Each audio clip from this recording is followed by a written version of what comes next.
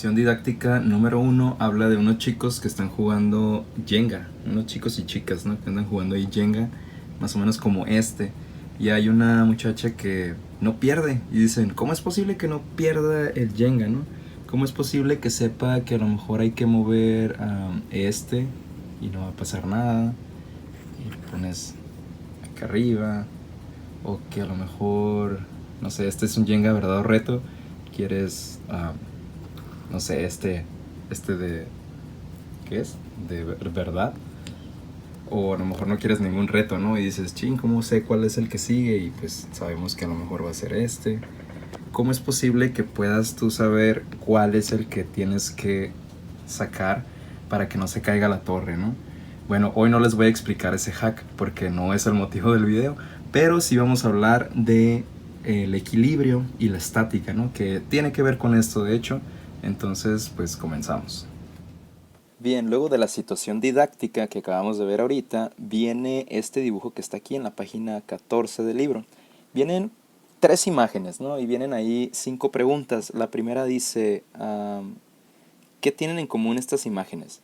Bueno, si analizamos, la primera es pues no sé si se le diga equilibrista. Es una persona que maneja el equilibrio, ¿no? Y trae una barra. La otra es un cohete espacial y la tercera son personas pues que tiran de la cuerda, ¿no? ¿Qué tienen en común? Pues si las analizamos así a profundidad podemos encontrar que tienen en común fuerzas aplicadas. Más adelante vamos a ver por qué, ¿no? Pero eso es lo que tienen en común. Y que se está generando también equilibrio. La pregunta número 2 nos dice, ¿qué le permitirá a la nave espacial elevar su vuelo? Bueno, cuando hablamos de despegues de cohetes, sabemos que es a través de un impulso grande de calor que genera cierta energía, que hace un impulso que eleva el cohete, ¿no? Entonces, pues sería el calor, gases y que generan propulsión, ¿no? Y el número 3 dice, ¿por qué no se cae el equilibrista? Bueno, además de que tiene mucha práctica, lo que hace que no se caiga es precisamente la barra que está sujetando. Hace que las fuerzas que tiene tanto de este lado como de este lado sean iguales, de tal manera que no hay más peso de un lado ni del otro, o no hay más fuerza de un lado que del otro.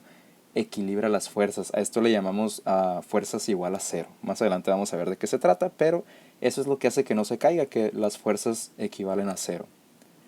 En el número 4 tenemos que hace que la cuerda se mueva de un lugar a otro. En el caso de estos chicos, ¿no? Que tienen una cuerda que están tirando cada quien de cada lado, obviamente es la fuerza, ¿no? Mientras más fuerza ejercen de este lado, pues obviamente se va a ir más hacia la derecha, o si ejercen más fuerza del lado izquierdo, pues obviamente se va a ir hacia la izquierda. Cuando se ejerce la misma fuerza en ambos lados, se va a quedar estática. ¿Por qué? Porque las fuerzas se van a anular. Que también más adelante vamos a ver a qué se debe eso, ¿no? ¿Y qué diferencias tienen estas imágenes? Bueno, las diferencias que podemos encontrar es que las fuerzas son aplicadas, pero de diferente forma, ¿no? Unas son de lado, otras son de abajo hacia arriba, y son actividades diferentes, ¿no? Entonces, esas pudieran ser diferencias que podemos encontrar en estos dibujos. Bien, pasando a la siguiente página tenemos una actividad en la que nos dicen que expliquemos ciertos fenómenos físicos que tienen que ver con construcciones o con actividades, ¿no? Pero primero vamos a revisar aquí unos conceptos que nos están dando que son importantes. El primero de ellos es estática, que es algo que vamos a estar manejando mucho aquí en temas selectos de física. Estática viene del griego estáticos, que significa inmóvil. Y es una parte de la mecánica, y esto subrayenlo ahí en su libro, si lo tienen digital pues ahí también subrayenlo, o en físico, ¿no? Dice, es la parte de la mecánica que estudia los cuerpos en estado de equilibrio sometidos a la acción de fuerzas. Eso es lo que más nos va a interesar ahorita, ¿no? Estática lo podemos entender como un objeto que está inmóvil, ¿no? Pero no es tanto que esté inmóvil, porque también hay objetos que se están moviendo y tienen pues esta condición de equilibrio. Ahora, la estática a estudiar esos cuerpos sometidos al equilibrio, ¿no?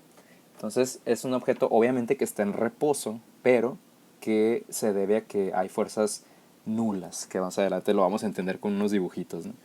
Y bueno, en general la estática estudia aquellos casos en que los cuerpos sometidos a la acción de varias fuerzas no se mueven. Vamos a poner esto, cuerpos sometidos a la acción de varias fuerzas no se mueven, porque están en equilibrio, ¿no? O se equilibran entre sí. Y esto se debe a que la resultante de las fuerzas es cero. Eso es lo que nos interesa.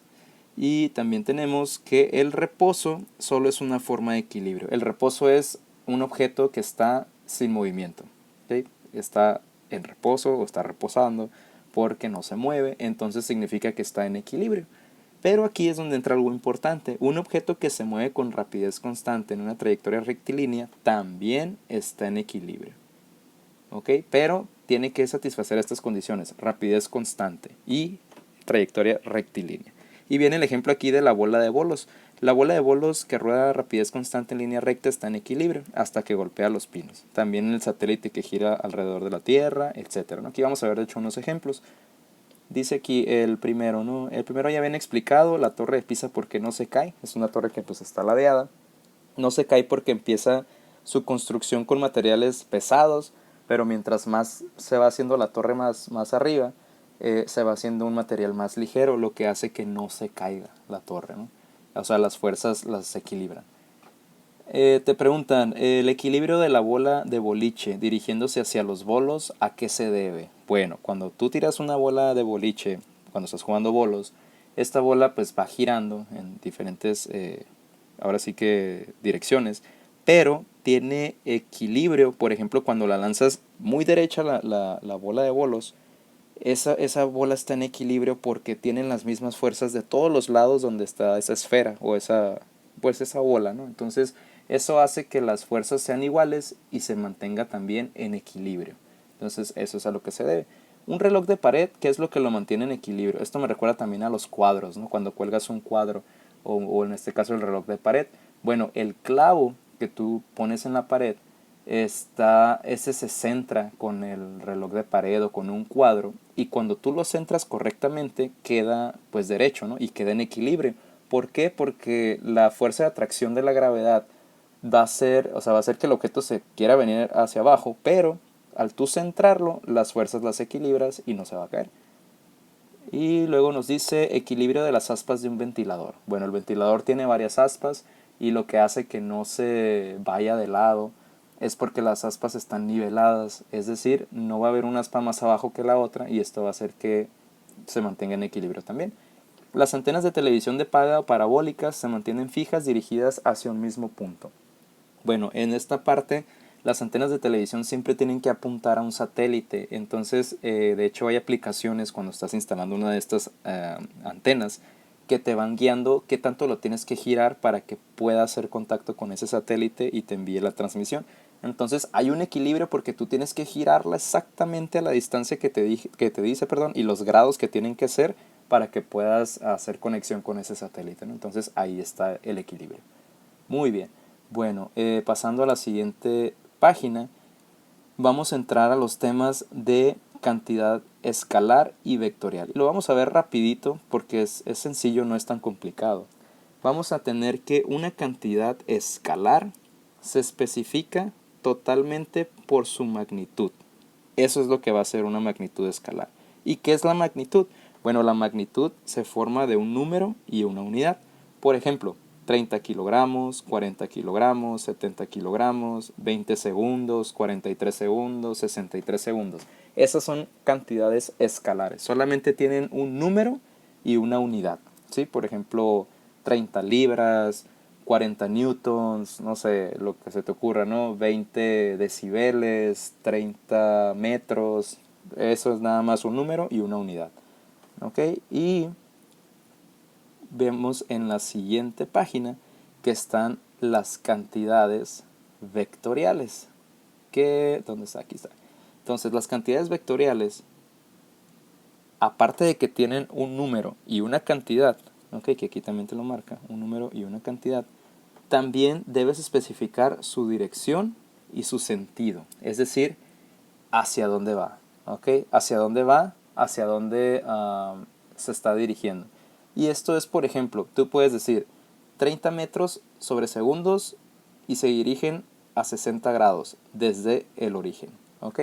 Entonces ahí estás diciendo que son 30 metros sobre segundos, pero hay 60 grados de inclinación y está partiendo desde cero. Entonces tú ya sabes hacia dónde va, estás dando una dirección y un sentido, ¿no? Entonces eso es una magnitud vectorial o una cantidad vectorial. Te especifica además del número y la cantidad, su dirección y su sentido. ¿Ok? Entonces aquí vamos a ver unas características de los vectores. ¿Qué es un vector primeramente? Bueno, un vector es una representación o se representa algebraicamente con una letra negrita A o con una flechita arriba A. ¿Ok? Y no es otra cosa más que una representación gráfica de un desplazamiento. Ese es un vector. ¿Ok? Y aquí vemos un ejemplo, es un plano cartesiano y vemos cómo está aquí en esta parte, todo esto, que es el plano cartesiano. Vemos que hay la dirección, que son los 45 grados.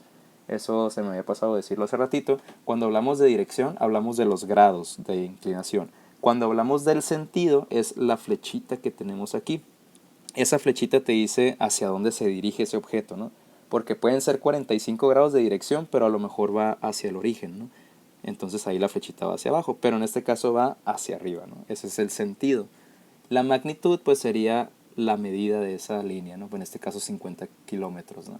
Entonces un vector básicamente es eso, expresar un movimiento con una flechita y una línea que te va a decir qué tanto tiene dirección o cuántos grados es lo que se está inclinando y hacia dónde va o su sentido, ¿no?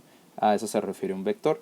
Ahora, lo que forma a un vector es lo siguiente. Vamos a tener aquí que el vector se forma por un punto de aplicación, ¿ok? Que es el origen del vector. En este caso el vector empieza ahí. Ese es el punto de aplicación. Va a tener intensidad, módulo o magnitud, que es el valor del vector representado por la longitud de la flecha, la cual es dibujada por la escala. En este caso serían los 50 kilómetros que está diciendo ahí, ¿no? Entonces esto sería su intensidad, módulo o en este caso magnitud.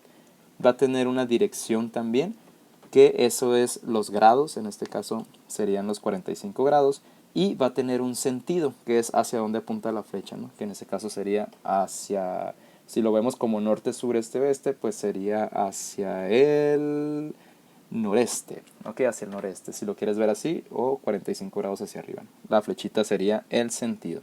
Muy bien, entonces con eso que acabamos de ver ahorita, ya sabemos las características del vector y de tarea van a ser la tabla que tenemos aquí, que en este libro viene en la página 18, en la cual nos está pidiendo los sistemas de vectores. Van a investigar qué significa un coplanar, qué significa no coplanar, qué significa un vector colineal y los vectores concurrentes. Van a escribir la definición y van a hacer un dibujo donde se muestre un ejemplo de este tipo de vectores. Ok, entonces esa sería la tarea y pues nos vemos la siguiente clase.